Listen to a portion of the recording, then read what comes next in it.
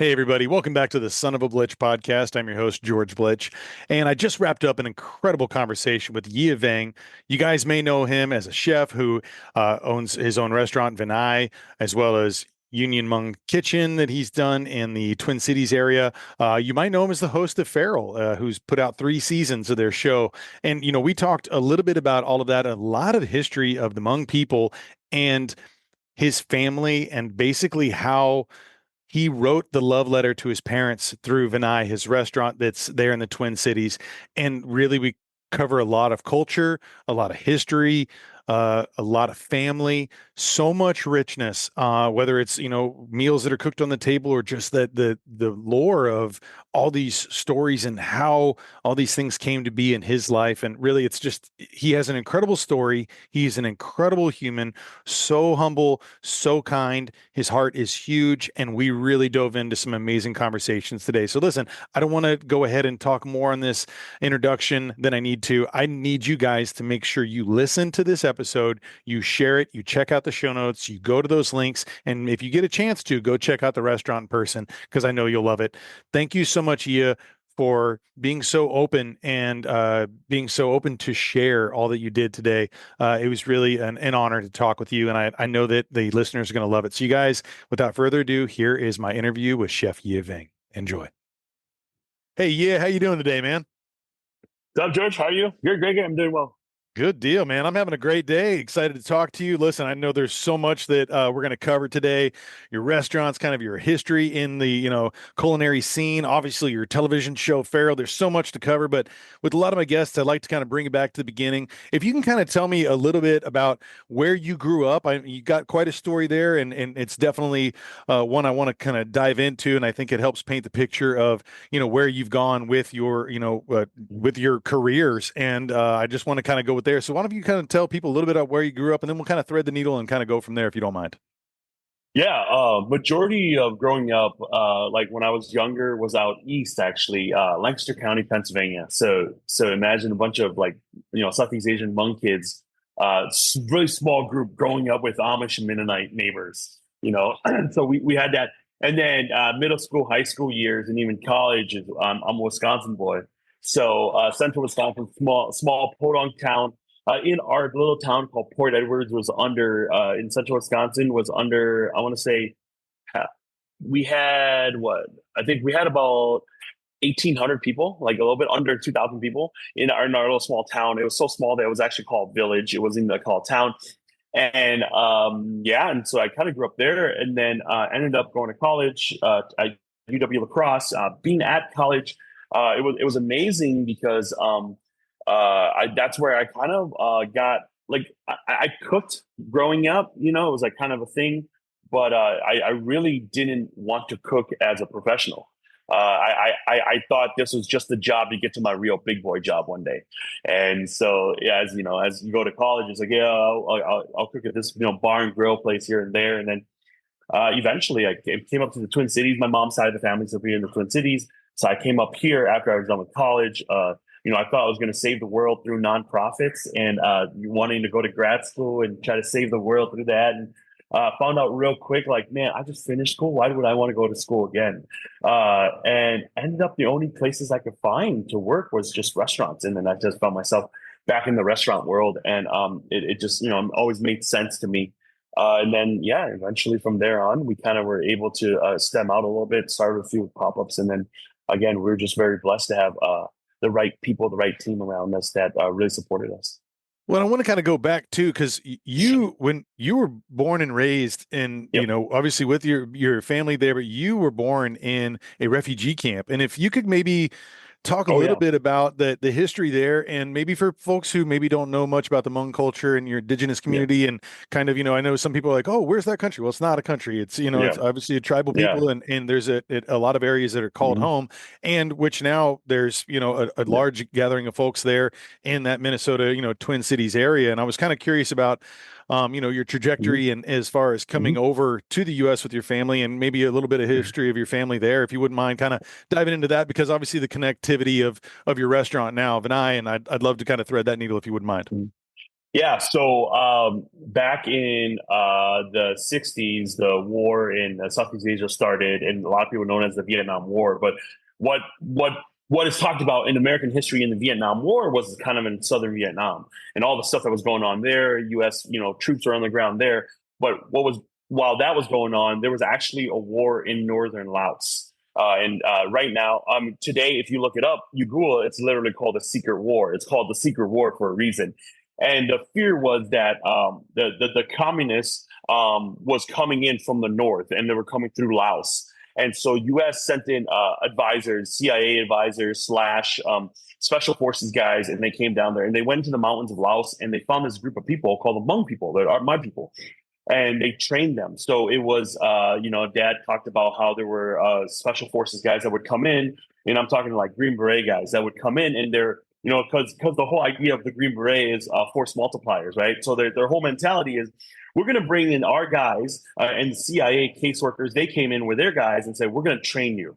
We're going to train the indigenous people here. We're gonna give you guys weapons. We're going to pay you guys, and basically you're mercenaries for us, and you're paramilitary troops, and we're going to train you in war tactics. Because here's the deal: at the end of the day, you guys are the guys that know this land, you know the terrain, you know how to. And I was talking to this Hmong researcher, and he said, when you read the old CIA files, and they what they wrote about the Hmong people was this: the two things that the CIA was very drawn to the Hmong people was, one, they knew the terrain really well because this was their home, the mountains of Laos, where all this fighting is going to happen. And two, because they lived in the mountains and because that they were always constantly moving, they had great cardio.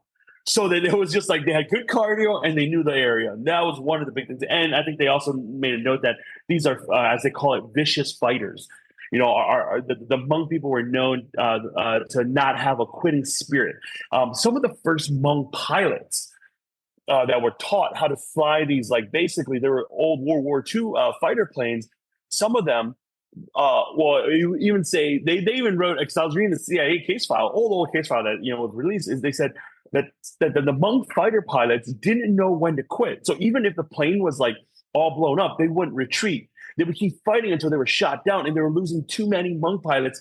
And the aviation coaches would have to explain to them, if you get shot at, you have to come back. And they're like, well, no, we still have bullets. They kept saying, we still have bullets. We still have ammo. We're going to keep fighting until our last ammo. And that was what drew the CIA to the Hmong people, it's interesting because if you know our history is filled with war, a lot of fighting, for our own freedom, for our own for unity. And so when that happened, there was a handshake deal that was made between the Hmong leaders between the Hmong leaders and the what is it and the American government, and they said, no matter win, lose, or draw in this war, you'll have free citizenship to our country. And so a lot of the Hmong boys at that time joined up. My dad was 14 when he joined, 13 or 14 when he joined. And then after that, the fall of Saigon in 75, everything was taken down, everything was broken down. The U.S. pulled out, and then our people were left behind, and there was this great genocide of the communist troops came through and genocide our people. And they said on record they had about 300. There was about 300,000 Hmong people that were in the mountains, and after the genocide, after all the killings, about 60,000 Hmong people were killed from this genocide after the war and being left behind. So then these refugee camps were set up in Thailand by NGOs, and from 75 to 92, there was this refugee camp called Vinai, which our restaurant is named after. And so 75 to 92, Vinai hosted 90,000 refugees. Out of those 90,000, 90% of them were Hmong.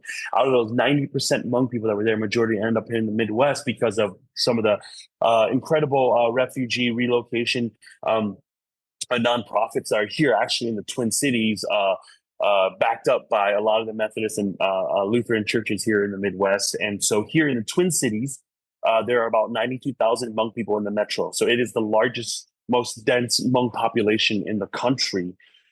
In California, there's like 120,000 Hmong people, but they're spread through California, while here in the metro, there's about 92,000. And that was 2020 stats, on it. And kind of in a way, the Twin Cities is kind of known as like the Hmong capital, or this is our New York City. If you can make it here, you can make it anywhere kind of mentality.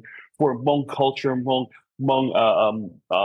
kind of thing Hmong. A lot of it stems from here, or also Sacramento, California, Merced County, in that area over there, Fresno. There's a big Hmong population there too. So those are the big two populations. We ended up here in the Midwest. There's a lot in Wisconsin, but it's all spread out in Wisconsin. And then I grew up here. At the end of the day, I'm a Hmong kid, grew up in a Hmong family, speak Hmong and English, but at the end of the day, I'm also a Midwest boy.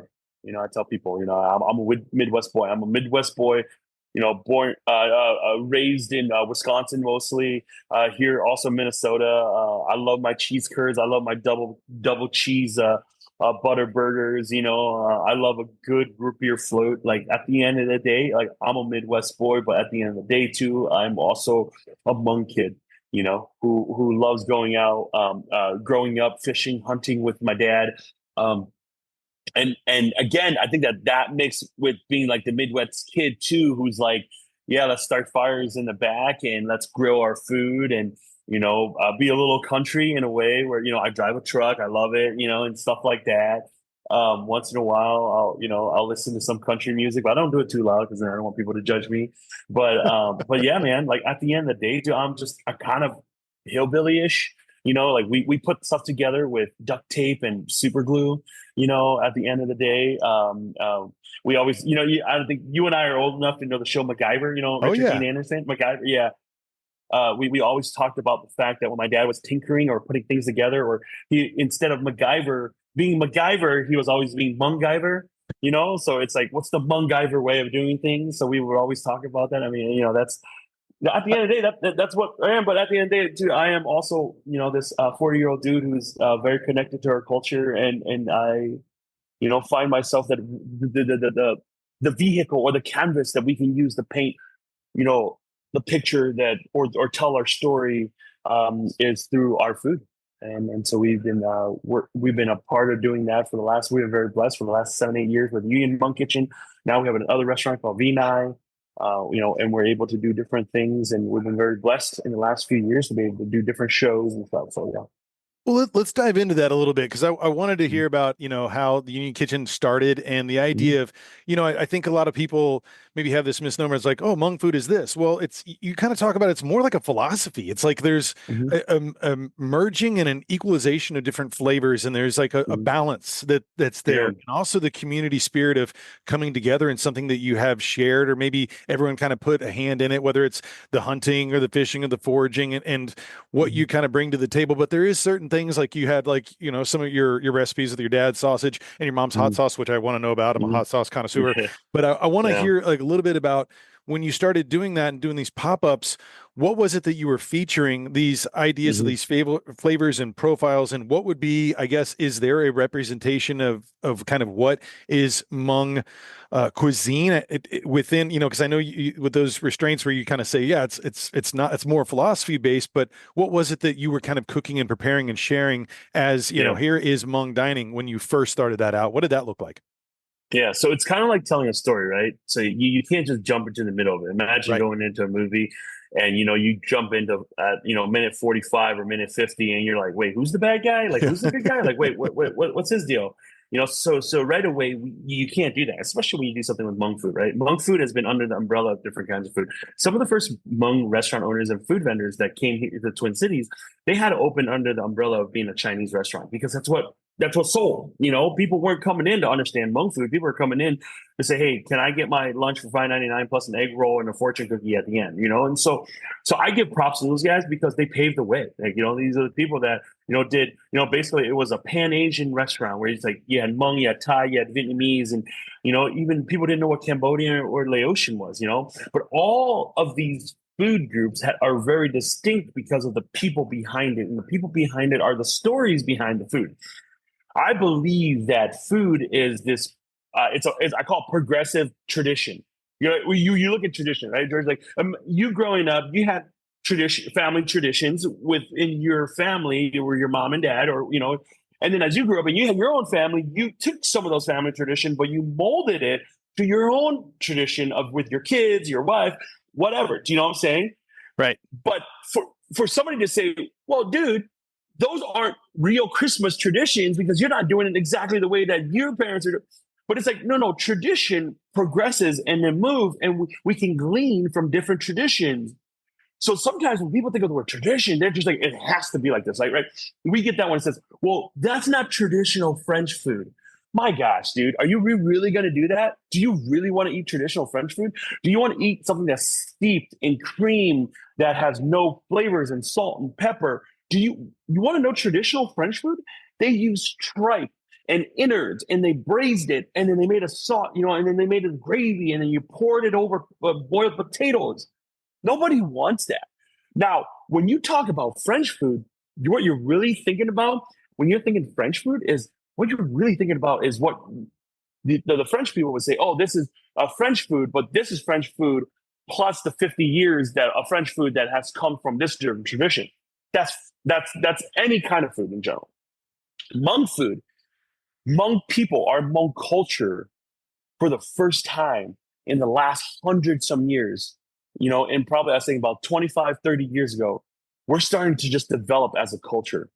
We're starting to find our footing. Did you know that the written Hmong language wasn't created until 1948? That's our written language. Before that, our language was an oral language. So you're telling me that Hmong food could be defined in this thing, but maybe 70 years ago, our language was finally just put in as a written language with the missionaries using English letters to be able to use the Hmong language as a written language. So if you know anything about culture, if you don't have a written language, your culture dies out as your elders die out because they're your historical archives. They're your backup hard drives. And imagine if you have a bunch of corrupted, broken hard drive, you have no idea what your past is. So you're always recreating something. Majority of our history is in our elders, and a lot of them have passed away.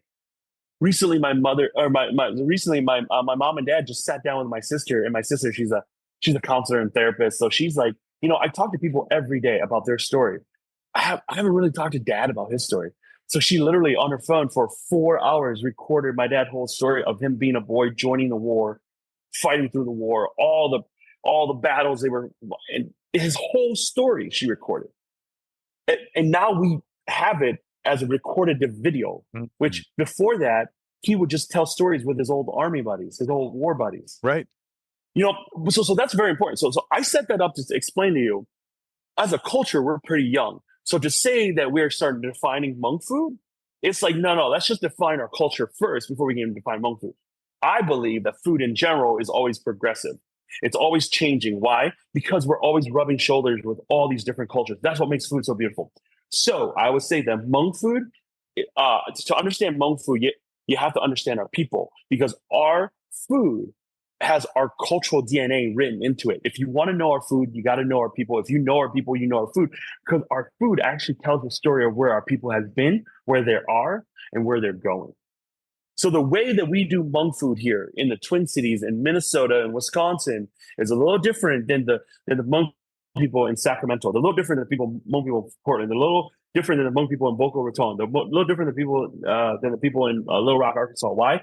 Because the Hmong people, we are drawn to the region around us. We glean what the land can provide for us, because the growing season here is different than the Hmong people that live in Dallas, than the Hmong people that live in Houston. It's a little different, right? So that's going to change the way that we do our food. But one thing that does connect us, and this is why I say Hmong food is not actually about produce and product, but it's about the philosophy. Our philosophy is no matter where we go, we will use the living world to create food that just not only nourishes our body, but it's going to tell our story and it's going to rejuvenate our souls. That's what Hmong food really is about. We have to dig into the story when we dig into our food, right? There's the simplicity. There's a Hmong dish that's so Hmong, it's not even funny. It's 4 ingredients. And one of the ingredients is water. It's a braised dish. Like look, trust me, man, we ain't using any foam. We're not using some, sous vide immersion circulator. We're not using some, little driplets of whatever essence of pine or bull crap like that. We're not using any of that. Literally, it's a pot You have a bunch of pork neck bones. You have Hmong mustard greens, water, and some lemongrass, and you let it braise down, and you eat that over rice. And every Hmong kid, when I say that, if it's a Hmong kid listening, you know that flavor, man. You know the moment that that broth hits your lip, you know you're taking home. I don't care how old you are. Every Hmong kid has had that. Every Hmong kid that's born will always have that. You know, that's our food because that tells our story. You know, a couple years ago, I got a chance to go back to Laos, and we were filming a show, and I got a chance to go back to. Actually, I went to the village where my grandparents are from, and my mom was born, and I got to stand in the what would have been the front lawn or the front porch. It's just a dirt path or dirt area there of their house where my mom was born and where their house was set up, and the trail that walked up to that front was still there, right? And this is like mom, it's been like 70 some years, and I'm standing there, and I'm standing on that dirt ground. I'm standing in this village, which some of the Hmong people have come back to, kind of, resettle that village many years ago. And I got a chance to cook with some of the Hmong folks up there. And they're still doing exactly the same way that they're cooking up there is exactly the same way that mom's cooking at home. I want to gather that. I want that to be a part of what we do. Now, here's the deal. Are they using Vitamix? Are they using a combi oven? Absolutely not, because we have the ability to do that. Sure. So for me, because we've had Hmong people say, well, you're not making Hmong food because you're not using the right cutting board or the right knives, or that's just me. That's stuff. That's nothing. But that's what I love about being Hmong, because the thing is, we don't have a country of our own, a flag of our own, an anthem of our own. But what we have is in our hearts, and you can't take that. Right. One of the things my father always said to us growing up, because we grew up in Pennsylvania, right? Not a lot of Hmong people. And I'm like, Mom, I was like, Dad, I remember one time we were outside working on something. Dad was like tinkering around. He was Hmong guyvering around. And I was like, hey, Dad, what happens when there's not Hmong people around? And he goes, no matter where you are in the world, if there's another Hmong person there, you will always have family, because that's what we are. When we see each other and we know that we're Hmong, we're connected, we're family. And that comes from this era of war-torn countries where at the end all you had was your people. And so so that's why I say all of this is encapsulated in our food. And so if you come in and if you want to just have good food, you're going to miss the whole story. If you want to come in and sit down and you want to understand why we're making the food the way that we are and how it's reflective of Midwest Hmong kids growing up in the Midwest, like then you'll be curious to hear the story and see these stories. And for me, it's a reflection of me growing up. So the way that mom and dad did their sauce, and the way that dad did, grilled his proteins or his meats, and he taught me how to grill over wood fire, might be different than another Hmong kid. But I've never said that this is the only way. I've never said that. I made it very clear that this is the way that I was raised and what I know. Vinai, our new restaurant here, I tell people it's a love letter to my mom and dad. It's not a love letter to the Hmong people. It's a love letter to my mom and dad. It's to them. And I make it very clear. And I say that with all due respect to my people. It's not a love letter to my people. It's a love letter to my mom and dad. And you know what that means? That means it's going to be the things that they've taught and instilled inside of me. And we get to reflect it out to others. Well, I was curious how, you end up translating that through, like in a restaurant setting, Mm-hmm. right? Like, how is it that you're Mm-hmm. kind of telling that story behind the food? And I guess we can pair this in with this idea too, is that a lot of the things that you're cooking come still from the hands of your family. I mean, you have the Yeah. family farm that's 8 to 10 acres, like, Mm-hmm. and a lot of those things, like you talked seasonality wise, like whatever it's can grown there, it's kind of dealer's choice, right? It's like whatever Mm-hmm. is really thoroughly, able to go by season, that may be something you're incorporating Mm-hmm. in that dish. But I was kind of curious about that. How are you, aside from maybe some of those ingredients, how are you incorporating and kind of telling that story and enriching those meals through that kind of history? Yeah. So, I would say probably about 4 years ago with this project started, COVID put a little pause to it, which I'm glad. And looking back on it, I'm glad that did happen for a couple of reasons. Really, through the COVID years, it really helped me figure out, hey, like, what is grit? Like, what are you going to do to get through this? Like, what's going to be like the punch in the face you're going to take, but keep moving? And I don't think if there wasn't COVID, I don't think that I would have had the strength to do it, because I saw the determination in my mom and dad's eyes when they said, I remember my mom grabbing my hand. I'm like, Mom, I don't think I'm going to do this. This is so dumb. Like, nothing's working. And she grabs my hand and she says, your father and I have been through war. I've seen family died. I've been through a prison camp. And this too shall pass, honey. We've been through so much and we made it. You will be able to do this. And it wasn't like, oh, you're so strong, you can do it. No, no, no. It was me, who my mom is this petite little, like barely 5 feet tall, Hmong grandma. And she had the strength of a lion. And it was like, can I glean some of that?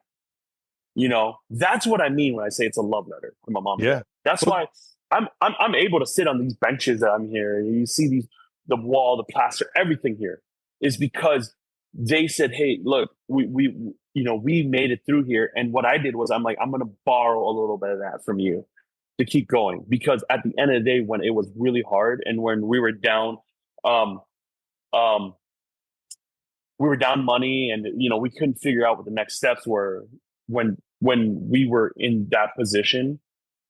I mean, one of the big things that helped me was like my mom and dad saying, hey, like, let me tell you about what we've been through. Let me tell you about what happened with us. And when I heard that, it was like, oh, wow, like this is amazing. This is something where I found myself, driven to it, going, hey, like I want more of that. And that's what the testament of this place is, you know, I tell people it comes from them. It comes from, and I think that a lot of people are really cool about it. And they're like, oh yeah, like that's cool. Like, what does it mean to have this love letter with, from your mom and dad? And I tell people, if you come into this restaurant and so our architect literally took that letter and broke it down to like 3 or 4 different pieces. And if you come into this restaurant, if there's 3 pieces in this restaurant that is drawn from that letter and you tangibly see it, in the restaurant, what are those? the things. So one of them is there's a centerpiece where it's made out of cinder blocks, and it's funny because a lot of people come in, and from a design standpoint, a lot of people go, "Oh man, like texturally, like that's so cool." It's like very like you took the cinder blocks and you built out this piece. And but I did that. We did that. The architects, who worked with us, our team, did that because growing up, my father, all we had was these broken cinder blocks in the back of the house, and he turned it into this little grill, and that's where he taught me how to grill. And that around that grill was kind of, I didn't know this, but like 30 years ago, was kind of like this thing that made me very passionate about cooking over fire, not because it was some kind of trend, but because it was the way that I could stand by my father and the way that he just tended to that fire. And so there's this area that has a cinder block, and it takes up a big chunk of the middle. And from a logistical slash business standpoint, it probably takes up 2 or 3 extra table space that we could still use to make money off, to be completely honest. But this piece is so incredible because when my mom came in the first time she saw it, she's like, "Hey, that's what she drew to it without even telling her." The trestle on top, made out of wood. It looks like the ceilings in the old refugee homes that we grew up with. There's this wall on the wall has this shelf, and all the shelf has all these old pictures from the refugee camp. Pictures of of us as kids in the refugee camp. On the back of the wall there is these tiles that has this texture on it, and the texture literally looks like the siding on the walls of the buildings that are, the little huts and homes that we grew up in the refugee camp. There is a flint, a black powder flint, old school flint gun that a friend of mine made. He took a little flint kind of vessel, and he created and he remade the stock and barrel, and it's one of some of the first Hmong flint black powder rifle. And it's one of the very first one where my father and my family, actually, when we opened the restaurant, they bought it as a gift for the restaurant, and it's what we used to hunt with, And when the French came in and asked the Hmong people to fight with the French in the 50s during the war, when the communists were coming in from the north and the French was occupied by France, the Hmong people didn't have any guns, so they used these, like basically they're little muskets. And you can still technically use that and put it, you got to know what you're doing. But Right. One of my buddies took it turkey hunting and shot a turkey with it. Yeah, but it's right there. The wood exposure. We used a lot of wood because my father, his first job in America when he came here, when we lived out in Pennsylvania, was he was a carpenter. So he worked with the Amish kitchen cabinet company, and he built. Dad didn't know how to read or write, but he can look at a table, reverse engineer in his head with a little string. He'll measure it out with a string, and then he can rebuild it for you. That's Dad. His hands, is what he uses. And so these pieces, they were all part of this letter I wrote. How I wrote how, like Dad, like that's where I learned how to grill, and like Mom, like it was, you taught me how to love courageously and ferociously, and so a lot of that is reflected in our vision, mission, values, and goals of our restaurant. Our foundational values are three words: moving forward together. And we have this foundational value line where it says always moving forward together. As a company, we're always saying we're always moving forward together. Anytime I feel stuck or stressed, I ask myself, well, okay, what we're doing here, is it moving us forward together? Well, that came from my father talking to me, going, I'm like, Dad, how'd you escape Laos? And he said, well, I had a compass. I was trained in the military, so I knew direction a little bit. I had a compass, and I know that we needed to go south. So I pointed south, and the whole village just followed me. And I had my rifle, and I had my machete, and they followed me into the jungle. And for months and months, we walked through the jungle. But I always knew that, and he explained this to me, and this is before we created our foundational values. He said, I knew that we always had to keep moving. You couldn't stop, because if you stop, the enemy found you. And how did we have to move? We had to move forward. You can't go backwards, because you have to keep moving forward. Sometimes it was a few inches, sometimes it was a few miles. And then he would say, then, the next thing you did was we had to move forward together. And there were some people that were said, I can't go anymore. So they would stop. But for the greater of the group, sometimes you had to leave people behind because some people just gave up. And that now is our foundational values to our company. Always moving forward together, and Dad, that's how he brought his people out. That's how he brought his family out of Laos. And that's how they got to Vinai, the refugee camp. And so that is the core of our restaurant. That is the core of our company. That's What we're beautiful. doing here, are we moving forward together? And sometimes, and you have companies, you work for companies, and you have companies. There are some people that are like, hey man, I'm just going to sit here. I'm not going. And it's like, you know what? We would love for you to go with us, but if you're not part of what we're trying to do here, we're going to have to keep moving forward. And it's not I'm against you, I think you're a bad person. Not at all. At first, that's what I always thought. But it's like, no. For the greater of the value of what we're trying to do here. And so, yeah, so that's what I mean when I say it's a love letter to Mom and Dad, or every little part of it.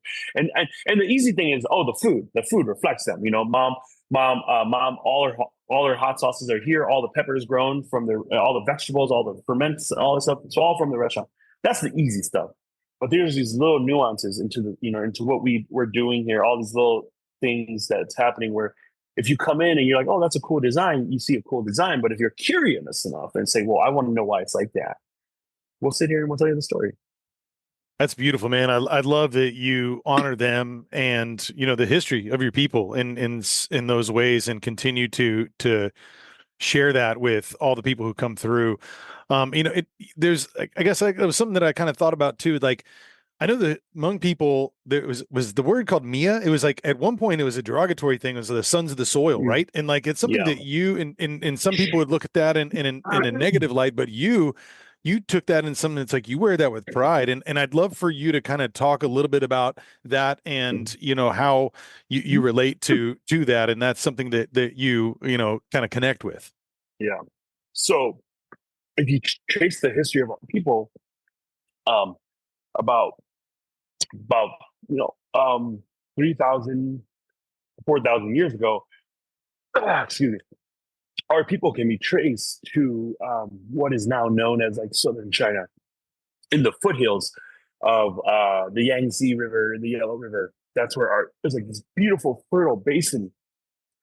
Um, Anthropologists, archaeologists, they have found this, that the northern kingdom, at that time, China wasn't China. Like, we didn't have the Right. drawing. No, this is China. It was just land, right? Land, right? Yeah. And so that's like when I explained that, people were like, so you guys Chinese? Are like, no, because you have to understand, like, China wasn't China. Like, there was no boundaries. Like, this is Russia. It was like, no, this is just land. There was no maps, Indigenous people, different areas, right? Absolutely. Like, Montana was not Montana until like, the government said this is the line for Montana. It was just land, right? And so So the Northern Kingdoms got together and said, the two Northern Kingdoms said, like, like the Southern Kingdom is going to outgrow us. So then they fought, they came united together, the Northern Kingdoms united together and took out the Southern Kingdom, and then took the Southern Kingdom and said, now you become our slaves. And those are the Hmong people. So even the Hmong last name, we have 18 last names, or they call the clans, the 18 clan. They gave us our names because it was a way of population control, because it's like Va or Vang, right? And the Hmong iteration is Va, Vang, my last name. Va means like a valley or a garden. Va, it's the garden. So that I could conjecture that my people, our clan, lived in a very fertile soil garden area, and that's why they were called Xiong or Zhongs. Xiong is bamboo; it means bamboo. So they probably lived in an area where there was a lot of bamboo. So does that make sense? So that's how they, Yeah. that's how they kind of labeled different groups, and because of that, there was 18 areas there. So those 18 became the 18 clans, right, or the 18 tribal names, or whatever you want to call it. And so in doing this, the Chinese gave the Hmong people this name called Miao, which literally translates to sprouts. Which the reason why it's called Miao is sons of the soil. Like they're always outside, they're toiling. Because if you were rich and you were high esteem, you lived in the house, and the lower class people are the ones working the field. And and it was a derogatory term towards the people, like, oh, they're the Miao people. They're the less than. They're the people that work for us, And some of the Chinese people called our people the Miao people. We're known as the Miao people. I today firmly believe in what my father taught me was words don't define people. People can define words. And I firmly believe that. So we can either say, oh yeah, we trace our lineage back and we're just, second class citizens or blah, blah, blah, like just, lowly, farm hands or whatever you want to call it. But I don't believe in that. I believe that our people are agricultural people, and regardless of where we went, regardless how tough the land is, and they're like, that's why we lived in the mountains of Laos, because the lowlanders didn't want us. So it's like, but we found a way. The Hmong people were some of the first people in history to learn how to cultivate rice in the mountains, because they had to do that. They're doing so well that the Chinese actually came to them and says, can you come to the lowlands and teach us how to do that? And so when I think of sons of the soil, I think of this idea of grit, hard work and grit. No matter how hard the land is, no matter how much they're going to tell us, hey, it's not going to work. Why would you? The soil sucks there, whatever. Our people will find a way. And I look at America as when we first came to America as this is the new land. So go work the land, go work the field. And one of the things, George, I've learned is that this isn't just a Hmong story. Right. This is a human story, dude. And so when I talk about that, when we travel for Pharaoh and I'm in, Podon, Oklahoma, and I'm talking to one of our guests about how when my parents came to this country, we brought to this country, we just worked, and Dad instilled in us what it meant to work.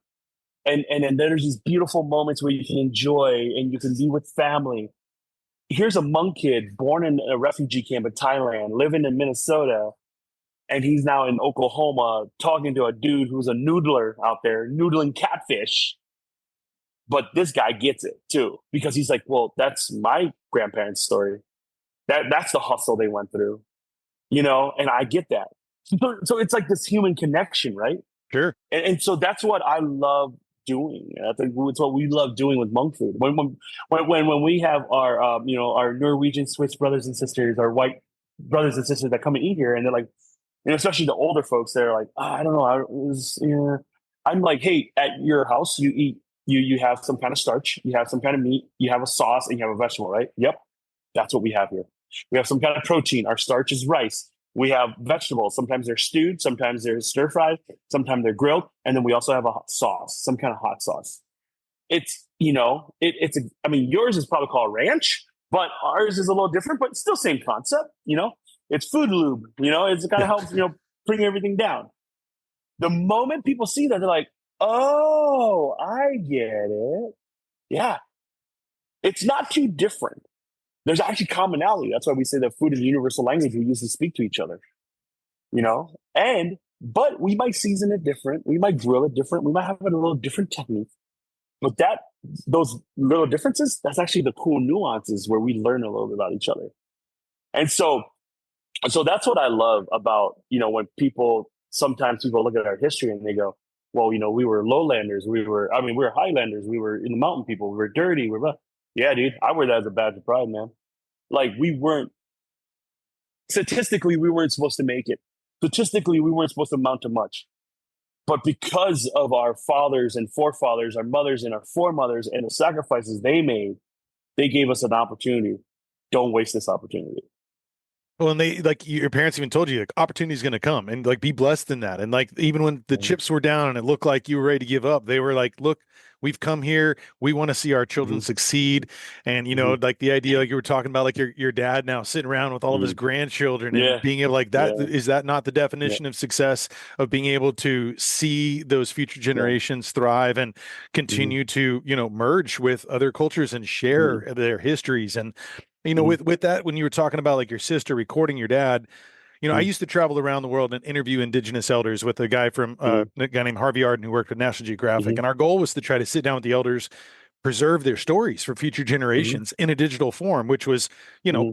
before there wasn't much you could have it on old audio tapes or reels, but Mm-hmm. being able to have something we could record and almost share, not instantaneously, but now in a day now you could live stream, Yeah. but 20 years ago was a little bit different, but to put those things together as projects and kind of hold those for the future seven generations as we kind of viewed it, right? And I was curious as far as like that story of your dad's, and is it, beside making a movie MacGyver, is there anything that you kind of have this idea that you want to maybe have this work with those elders and share that? Is there any kind of thing? I know you're doing this with the food and the culture, but is there a movement there to maybe kind of share a little bit more of the Hmong story with people and kind of help preserve that? Because I think that's such an important thing, and maybe I'm Mm-hmm. just not aware of that in a mainstay, but I was Yeah. curious, is do you see that there's things where people are talking to elders and kind of preserving that these days? Yeah, there's a few grants out, foundation stuff for people to do these projects, these recording these projects and stuff like that. But you know what I really would love to do? I would really love to bring non-Hmong producers, filmmakers in on it. Because I really learned that, especially within our own community, we're so like, and you get this, man, being a production guy, you can get so knit tight into your own community and everything. So you see anything through a very like guided lens, and you're like, okay, we got to do this because this is kind of. But I love bringing different cultures, different people from different backgrounds, and listening in. And there's all these perspectives.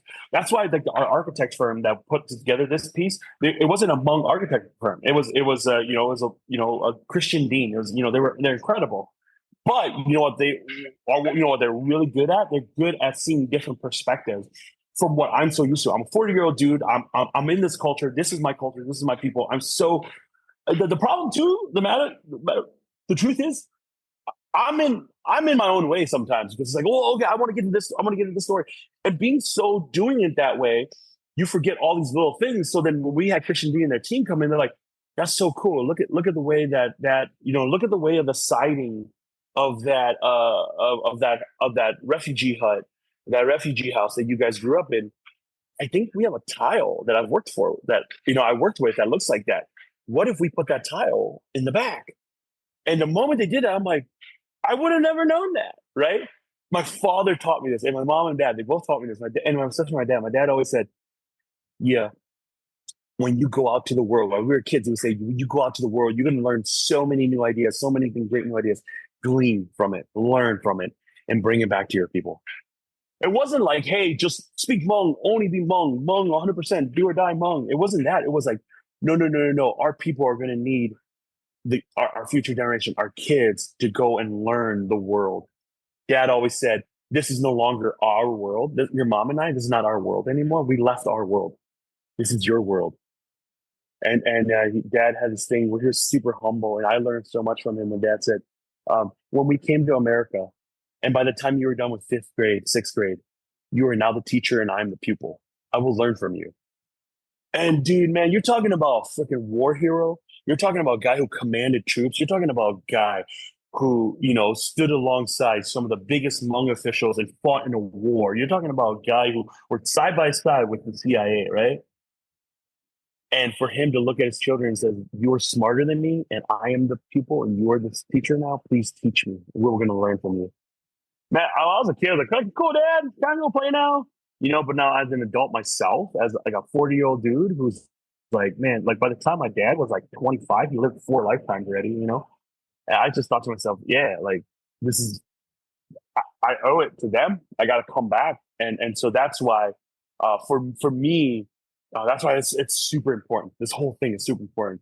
And again, like I said, I always come back is the vessel I'm good at is food. That stuff makes sense to me, and so I'm not.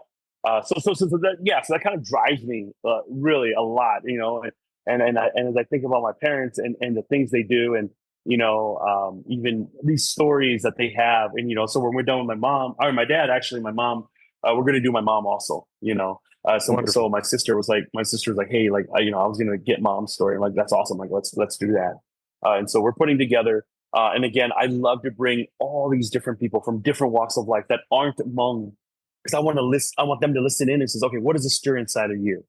You know, my mom says, I live for the day that our sons and daughters cannot cannot just only be leaders in our community, but leaders in the world. And that's really big where she says that she has this little like mom like Hmong mom prayer group at church. And they said our biggest prayer of these Hmong moms and grandmas from all around the country, all around the world. They do like a FaceTime, you know, prayer group. They have a little like prayer meeting once a week. And they said our biggest prayer as moms, grandmothers, daughters is that our sons and daughters will become leaders in our world, not just in our community.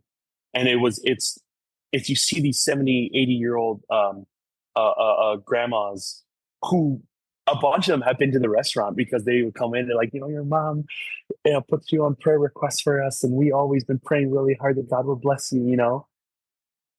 80-year-old grandmas that I've never met before, that aunties that come in and they're like, we, you know, she shows us your pictures, and every time, you know, anywhere your show comes up, she puts it on YouTube for us to watch, you know, and it's super adorable to know that there's these people out there that are saying, like, son, you know, we put our hope in the things that our sons and daughters are doing. One of the most incredible things, George, was a few months ago. There was a Hmong elder that my dad and my mom brought in for dinner, and they sat at the big table. And and I found out dad was talking to him, and I found out he comes up, and he was one of the original founders of the refugee camp Vinai. He was one of the guys who helped founded that camp. He was also one of the guys who helped name the camp Vinai Vinai. Vinai translated means virtue or virtuous. The reason they wanted to name Vinai Vinai was the original name is Ban Vinai. Ban just means village of, you know. Ban Vinai was they wanted this idea that this village was a place for refugees to come in, people that are broken from home, lost family, and instead of virtuous, they saw it as the word in integrity. You know, they saw it as this word of honor. They wanted this place to be called the village of honor, the village of virtue, the village of integrity, where people can redeem and reclaim that lost spirit. That's why they named Vinai Vinai. We didn't know that when we opened this restaurant. We didn't know that when Until we that named it dinner? Vinai until that dinner. Yeah. Whoa. All I knew was Vinai meant virtuous. So I'm like, oh, that's cool. Like, yeah, you know, it's like happy place, you know? And even my parents didn't really know that until the elder explained that to me. And he said that was the reason why we named that.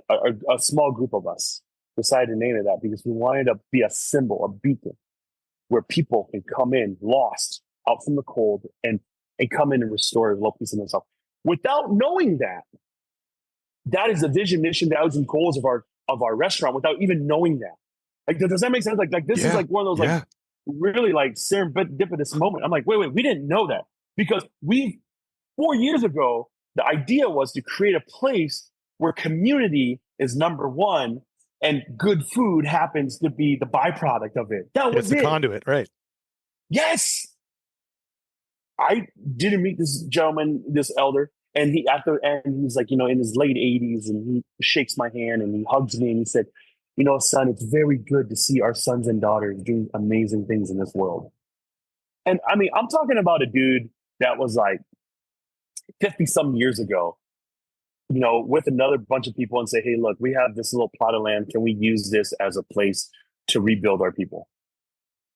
And now he gets to eat. And then this is no pat on our back. Please hear me on this. This is not me going, look, you did a great job. I don't give a turd about that. This is us saying we get to keep carrying the torch that was lit a long time ago. And so he's sitting in this restaurant and he looks around and he says, because we've been very blessed. Like we're always booked out like 5 to 6 weeks ahead, right? And he's like, there's so many people here. And he's like, these people don't look like us. So it was a lot of like, I'll be honest, there's a lot of white people here. And he's just like, this is, to me, he's like, and these old eyes, he said, these old eyes have seen such a glorious thing.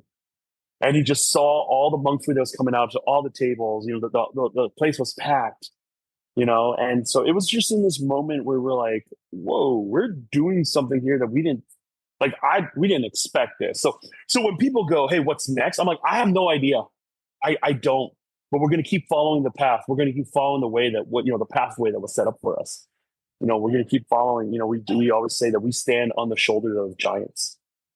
That these are the pathfinders. These are the ones who paved the way, and I'm merely the dude that gets to kind of follow their footsteps.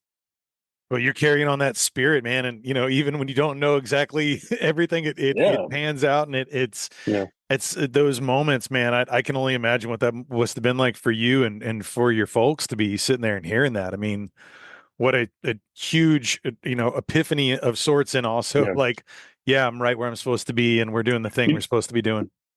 One of the most beautiful thing was like, they had the big table. So there's like 12 of them. And my dad and the Hmong elder, he was the Hmong elder. He was a former high ranking officer in the SGU, the Special Guerrilla Unit. That's where, the paramilitary troop, Hmong fighters were. He was a pretty high officer. My dad would always say he's more mid-level. He's like a like equivalent to like a lieutenant. He was like, I was more like middle management, like I got bosses that yelled at me and I had to go tell the young guys. So he's like, I'm middle management. That's what Dad said. And it was so incredible to see these two old war fighters, right? Sitting beside each other, eating a pork chop, eating sticky rice together. And they're sitting beside each other and they're just talking. And to me, I'm like, it reminded me so much of the movie Band of Brothers, or the TV show, where you have these, like, where we're like, I saw this moment where Dad and this elder, these old war fighters that were telling old stories, and Dad had his photos up. The photos, I have photos of my dad up with him being a young soldier, and he's standing with all these guys, and Dad's telling a story of like, oh yeah, like that guy, like that's my cousin. He died at this area because of a lion mine, and they were just talking, right? Like two old war fighters, these guys who battled hard, right? Friggin' never thought that they'd leave the jungles of Laos. And in 2024, 2025, they're sitting at a table in Northeast Minneapolis, eating this dinner surrounded by like 100 and, ish people eating in this crowded little restaurant.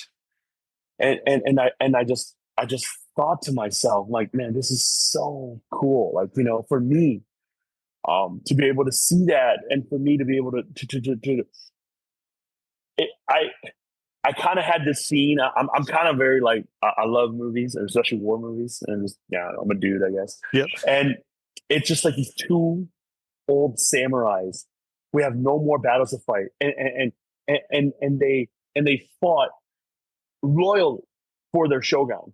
They fought for the emperor. They did their battles, and they're wounded and they're scarred, but they get to be the very few that are blessed to be old and see their grandchildren, and the dad's got a great grandchild.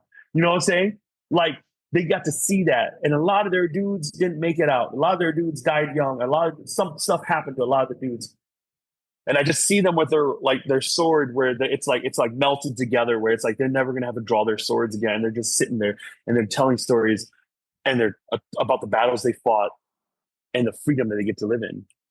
Dude, I don't care, man. Like, you don't have to be Hmong to understand that, right?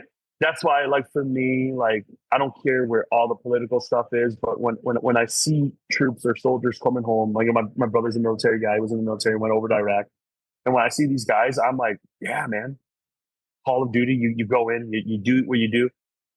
you don't get to make the decision if this is like, oh, is this the right thing or the wrong thing? Like, some people who do that, I'm like, nah, man. Like, I learned that freedom isn't free. Hmm. You might not have paid for it, but somebody paid for it. And I'm constantly reminded of that. And when that moment I saw those two old war fighters sitting by each other, just eating. And what's really interesting about my parents is when they come to the restaurant, my aunt too, she's so sweet. She'll like come up to the pass and she'll help like try to like serve. And I'm like, sit down. We have servers. and and what's really cool about that is just because it's in their nature to always constantly serve, right? That's what they know. And so my aunt will come up and she'll sometimes like a little sweep the floor. I'm like, what are you doing? Don't do that. Like, I was like, I'm paying some dude to do that. Okay, stop taking his job. And they sit down. And I remember the first time we had our soft opening and my parents were here with all their friends. They freaked out because they didn't know. They're like, wait, they're like, people are bringing food to us. Like, what do we do? Like, this is the moment we actually go get up and make sure everyone's water is filled. And it's Right. like, and for the first time, they didn't have to do that. Somebody did that for them. And so that was so cool to see that. And again, like that was really, it was a very special moment. And our whole team understood it. Our servers, they're like, dude, wait, what? And, I got a chance to meet I just called her my great aunt. She was here and she said, she's in her 80s and she, held my hand and she said, yeah, my father named you. My father gave you your name. He's considered my great uncle. And I'm like, really? Yeah. He was like, you were named after my brother. My brother was killed during the war. He died as a boy, and my dad really missed him. And when you were born, your father, who my dad like was very close to my dad, your father came up here and said, "Hey, please name him."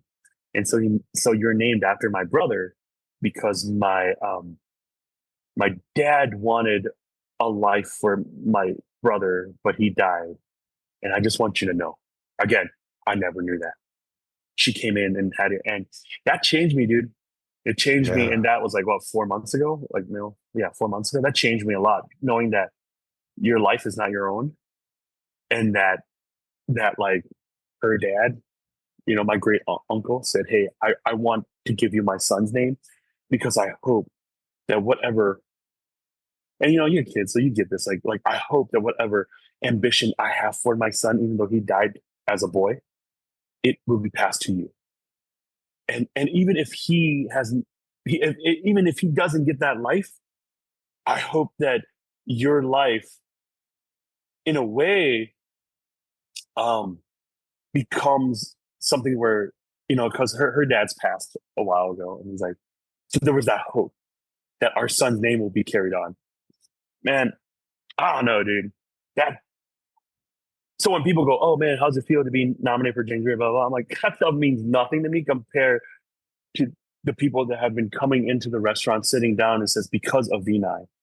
You know, another story about Vinai. A few months ago, we were on the New York Times Best 50 list, right? And my mom, bless my parents, dude. Like my mom and dad, like they're like dorky grandparents who like don't understand pop culture or the current world, whatever. So my mom kept telling her friends at church, like, "Oh yeah, there's a nice newspaper in New York that thinks like Yia's restaurant's really nice." And I'm like, it's adorable to me, right? Yeah. Yeah. It's the New York Times. She's like, this is like a little newspaper, Little But tiny one. Yeah. she's as happy. She's as happy as if like the Northeast like Light Tower newsletter here says we're the best restaurant. She's as excited as that or the New York Times, right? And that's the genuine authenticity of mom, right? And one of her friends, who's a very highly educated professional woman, said the New York Times is like kind of a big deal, to my mom. And my mom called me. She's like, I apologize. And she kept saying, I'm so sorry for the door. She said, I'm really dumb. I don't know these things. And I'm like, Mom, you know what I'm saying, bro? Like, I'm like, it's okay. And my mother said, I need to tell you a story. When we were in Vinai, I wasn't in good shape. I wasn't my heart was really broken. I was very depressed. And every morning I would wake up in the morning and I pray to God that God would let me die. Like, why didn't he let me die out in the fields with my family? Some of my family was killed. And I'm like, I'm like, I was so poor. We were so hungry. We were in prison camps. And when we got to Vinai, I was just very depressed. And when we left Vinai, I never wanted to hear that name again because it just brought back pain in my heart. And she said, I never wanted to hear that name again. And she said that in the last few months, when people come to me at church or people come to me and they're so proud of Vinai, the restaurant, and now to hear that this newspaper that the world gets to see, they get to see the word Vinai. When I think of Vinai, I don't think of sorrow and pain anymore. I think of hope. And she's like, you changed that name for me. Uh, I don't know, man. Again, this was never the intention. I didn't know what the path was, but to hear your own mother come back, the person who gave you life, the person who gave up everything for you, to say you've changed me, a 70-some-year-old, and for her to be humble enough to say my own life has changed, that all this stuff. Because at the end of the day, George, we start a fire and we cook chicken and pork on it. We braise vegetables. We have carrots and turnips, and we make hot sauce, and we bake sticky rice, and we put it in front of people. Because but if that's what it's about, then we miss the whole point.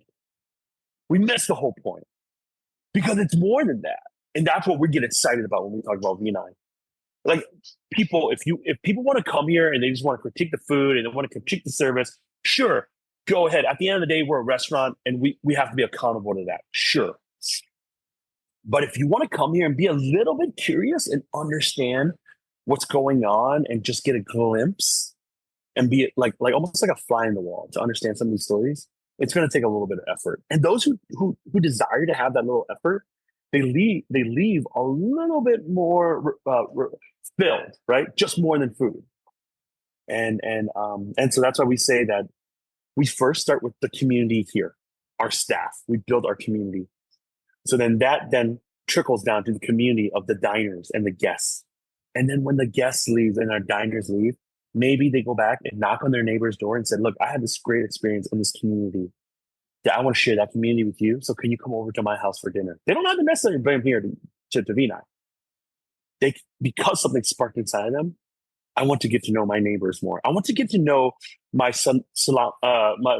Latino neighbors. I want to get to know my Somalian neighbors. I want to get to know my East African neighbors. I want to get to know my white neighbors as a Somalian diner,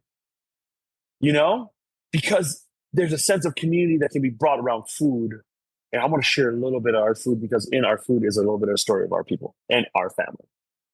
That is the quote unquote secret of Vinai. That is what we're striving for. And good food happens to be the byproduct of it. Wow, man. Thank you so much for sharing those stories and kind of enlightening to so much of the spirit of your restaurant and all that came to. I know we're kind of coming in on a close. I think we've really set the stage there for people to understand. And I'll have you kind of give, the location where people can come in and see this and experience this in their own. But I also want to make sure I let listeners know a little bit about Feral.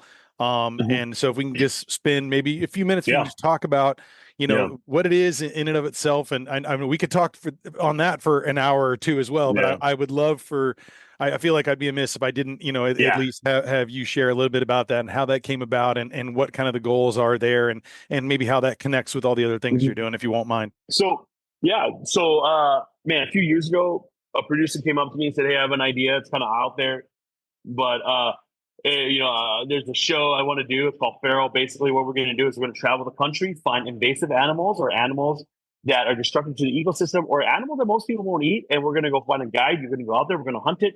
We're going to catch it, kill it, and then we're going to grill it. And then we're going to eat together with the guide. And I was like, oh, it sounds awesome. You know what? It also sounds so Hmong. It's not even funny.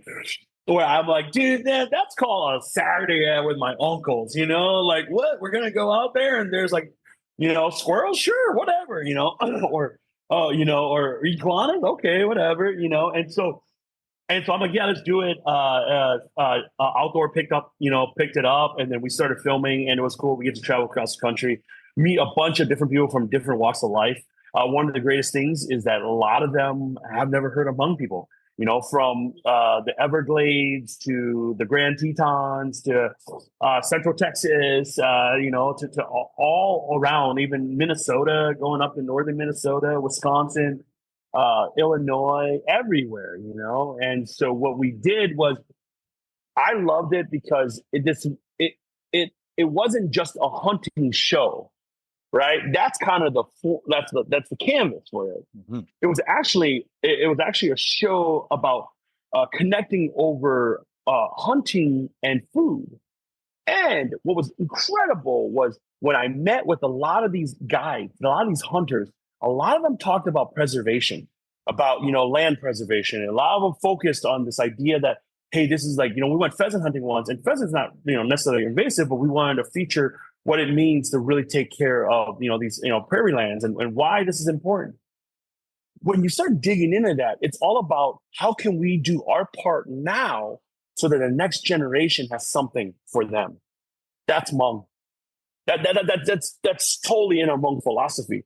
What does one generation have to sacrifice or preserve that the next generation can take, and then they preserve or sacrifice? So the next generation, any hunter knows why it's very important to have land that's not touched and not developed on. Any hunter knows this is good land to hunt. Hunting is actually hunting outdoors, fishing, whatever you want to call it. Even like just say going out and camping and cooking outside. There's something elemental within our human souls that rejuvenates and revives, and that's when we do that. It's so much to the point that people are so willing to go out to the outdoors that they're saying, we're going to create these great vehicles that are basically hotels on wheel and park it in the middle of nowhere and still, in a way, have a little luxury, but feel like we're in the outdoors. And that's what I love about being outdoors. That's what I love about hunting. That's what I love about even like ice fishing, as much as people, whatever. Man, the silence on the ice, you have a grill going, you have these little holes with tip ups in it, and it's just you in that brisk wind, and maybe a few brats and burgers on the grill, So that's incredible. There's just something about our soul that quiets our soul, which I love. And that is so Hmong and part of our philosophy and what we do in our culture, that I was like, yeah, this makes complete sense. Now, some people, if you look at the show as oh yeah, this is fun, like, haha, like, what the heck, like, pythons, what? Sure, there's that entertainment of that, but there's also this cultural side too, where we get to talk about. I got a chance to go hunt iguana with this gentleman down in Florida, and when I was telling Dad, "Hey, Dad, we're gonna go hunt iguanas," he goes, "Oh my gosh, like, yeah, we as a little boy we hunt those all the time." Let me tell you how we cooked it. So I got to cook the same recipe that was 60 years ago that Dad would cook in the mountains of Laos in Florida with this gentleman with iguana, because it was the same thing that they did. How cool is that, right? Like, my dad didn't have an old baseball glove to pass to me, or he didn't have like a bat, or he didn't, whatever. Like, where a lot of, fathers have these things, or a work boot that he passed down. But he had this recipe for iguanas and lizards that as a little boy, they would hunt with this little musket in the, this little, black powder musket in the jungle. And they get it and they bring it home. And this is how they would make it. And they turn it into this little stew, and they eat it with little sticky rice and a little bit of rice. I got a chance to do that in Florida. Like, that's so cool, right? Yeah. And so that's why the show is incredible. The show is so fun, and you learn so much. You dive so. I got a chance to go to Taos Pueblo, where we were with the indigenous Taos Pueblo people, and we were on ancestral land, 150,000 acres of their land, and we went out prairie dog hunting and learning from the elders. And I got a chance to talk to the elders about the Hmong people. And one of the elders looked at me and said, "You know what? I've heard about your people. Your people and my people are very much alike." And I'm like, "Yes, sir." And I'm like, because we believe that you glean from the land. The Hmong philosophy is if you take care of the land, you protect the land will take care of you and will protect you back. And I said that to the elder from the tribal elder, and he said, "We believe that too, son." And he says, our people and your people, we align so much. Again, an indigenous group in New Mexico, and then a people group in the mountains of Laos, literally across the world, and have the same vision of life, the same philosophy. How incredible is that? And that's why that show is so cool. And that's why we love, that's why I love that show. Man, it is phenomenal. You just had season 3 air in the fall. Mm-hmm. I assume there's a season 4 coming down the pike. Is that is there production and talks about that at the moment? That's beyond my pay grade. Fair enough. I told people I'm a cook, dude. I just whenever I get the call from the producers, that's above my pay grade. I love it. Another show we do for PBS here is called Relish, where we get to, where it's more kind of local based here in Minnesota. I get to go to all these different cooks and chefs' house and learn dishes from them, but all walks of life, from all cultures. And that one's like really, really fun. learning regional food from like the Iron Ranges in northern Minnesota, making pasties and potitsa and all that stuff, which is like very, Hungarian, Ukrainian style, from all the way from there to, to different like a Cambodian family, making a Cambodian egg rolls and stuff. So we get to do that show too, which is called Relish, which is really, really, really fun. We're like just finished season 5, Mhm. filming on that, and so yeah, man, everything that we get to do, it's about using food as that universal language, and I love doing that because one of the things we get to do is then we get to kind of draw people into the restaurants where people get excited and say, "Hey, we want to come." We've actually even had a few people who were fans of Farrell that are from out of town, from Colorado, or I was in Texas and I saw this and I saw you guys have a restaurant here and they ended up here, so that's really, really cool. We got a chance to hang out with the meat eater guys Mhm. out now, and got a chance to do a podcast with Renella and those guys. And, some of those guys that they hunt around this area or around the Yeah. Wisconsin area. Yeah. So Yeah. Yeah. some of them have called, or when they have conventions or whatever, some of those guys from out there, they'll call up and be, hey, we want to stop by, so it's been so super cool to get people from all walks of life, from everywhere, we were down at Farrell. We shot with Broken Arrow Ranch in Mhm. central Texas there, and with those guys, and we actually get the wild boar from them that we use at the restaurant to make our Hmong sausage, which the wild boar is the closest to the original wild hogs that were used in the mountains of Laos to make some of the first Hmong sausages up there. And so, in honor of my father, we use the wild boar here, which is from Central Texas, and you're a Texas boy, you know all about Yeah. wild Yeah. boars, to make our Hmong sausage here. And so that's like really cool, like to be able to connect with all these different people on the show and still see how we reflect a little bit of them here at the restaurant. We're looking into some of the wild game meats that we can be using here. What would it look like? And so that's been really awesome. Well, man, I'm so excited to kind of see what comes next, and what Spirit Mhm. kind of provides in that. It's Yeah. incredible. I really appreciate you sharing everything you did today. And for those who are kind of wanting to follow the journey, check Mhm. out the restaurant. Check out Farrell, and as well as your other show you just mentioned as well, Relish. Where are some of the spots that people can go and kind of follow Mhm. along in this journey?